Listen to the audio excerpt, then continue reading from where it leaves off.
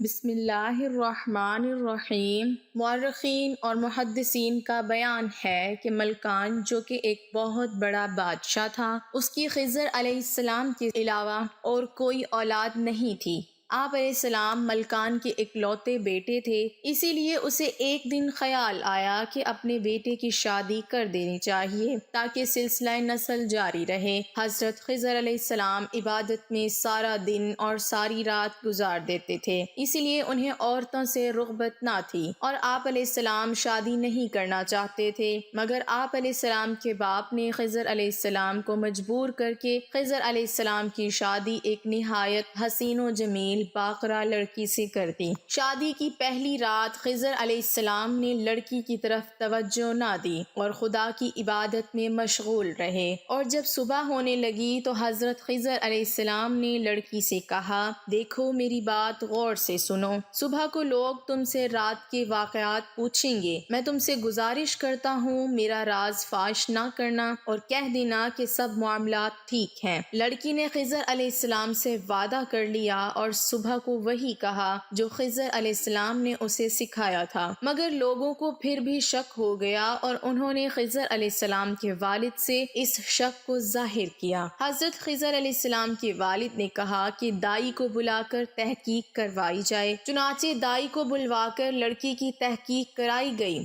اور دائی نے بتا دیا کہ لڑکی ابھی بھی کنواری ہے۔ دائی نے خضر علیہ السلام کے والد سے حالات کا انکشاف کیا اور کہا کہ آپ اپنے بیٹے کو ایک غیر باکرہ عورت مہیا کریں، کیونکہ عین ممکن ہے کہ آپ کے بیٹے کو باکرہ عورت میں کسی قسم کی دلچسپی ہی نہ ہو اور کوئی ایسی کمزوری ہو جس کی وجہ سے باکرہ لڑکی ان کے لیے بیکار ہو۔ چنانچہ حضرت خضر علیہ السلام کے والد نے آپ علیہ السلام کی شادی ایک غیر باکرہ عورت سے طے کر دی اور عورت کو ہدایت کی کہ رات کے ٹھیک حالات سے باخبر کر دیں۔ چنانچہ جب خلوت ہوئی تب آپ پہلی لڑکی کی طرح اس عورت کی طرف متوجہ نہ ہوئے اور ساری رات اللہ کی عبادت میں مصروف رہے۔ عورت کو اس بات پر بہت غصہ آیا اور جب صبح اس سے رات کے بارے میں پوچھا گیا تو اس نے راز فاش کر دیا اور کہا کہ یہ جوان مرد نہیں ہے۔ حضرت خضر علیہ السلام کے والد کو جب یہ خبر معلوم ہوئی تو اسے سخت غصہ آ گیا اور انہوں نے آپ علیہ السلام کو سزا دینے کا فیصلہ کر لیا۔ اس نے حضرت خضر علیہ السلام کو ایک کمرے میں بند کر دیا اور کمرے کے دروازے کو چونا، گارا اور پتھر سے چنوا دیا، حتیٰ کہ 2 دن اسی حال میں رہا۔ 2 دن بعد ان کی محبت بیٹے کے لیے جاگ اٹھی اور کمرے کو کھولنے کا حکم دیا، مگر جب کمرہ کھولا گیا تو آپ علیہ السلام کمرے میں موجود ہی نہ تھے، اور یہ بات لوگوں کے لیے بڑی حیرانی کا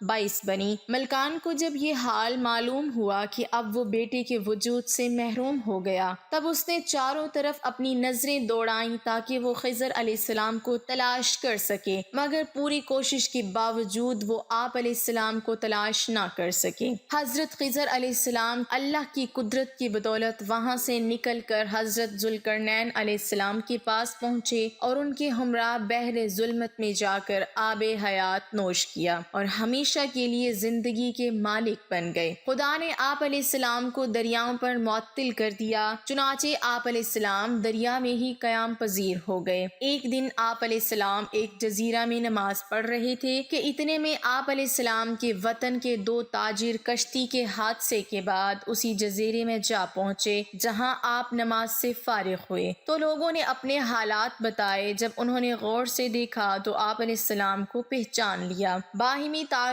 کے بعد ان لوگوں نے اپنی مشکل بیان کی۔ حضرت خضر علیہ السلام نے فرمایا کہ ایک شرط پہ میں تمہاری مدد کر سکتا ہوں، وہ یہ کہ اپنے وطن جا کر تم میرا ذکر کسی کے سامنے نہ کرو گے۔ ان لوگوں نے وعدہ کیا کہ خضر علیہ السلام کا ذکر کسی کے سامنے نہ کریں گے۔ حضرت خضر علیہ السلام نے ابر کے ایک لقا کو حکم دیا کہ انہیں اپنے ملک پہنچا دیں۔ لقا ان کو لے اڑا اور وہ اپنے ملک جا پہنچے۔ اپنے گھر پہنچنے کے بعد بعد ایک آیا تو وعدے پر قائم رہا، مگر دوسرے نے یہ راز فاش ہی نہیں کیا بلکہ آپ خضر علیہ السلام کے والد ملکان کے پاس جا پہنچا اور اس کو آپ سے ملاقات کا سارا واقعہ بیان کر دیا۔ اس نے یہ بھی کہا کہ میرے ساتھ ایک اور تاجر بھی تھا۔ بادشاہ ملکان نے اسے اپنے پاس حاضر ہونے کا حکم دیا۔ جب ملکان نے اس سے پوچھا تو وعدے کی پابندی کرتے ہوئے بولا کہ یہ شخص جھوٹ بول رہا ہے، میں تو اس کو جانتا بھی نہیں۔ اس نے کہا، اے بادشاہ، اس آدمی کو قید کر لیجئے اور میرے ساتھ اپنے ساتھی اس جزیرے میں بھیج دیجئے،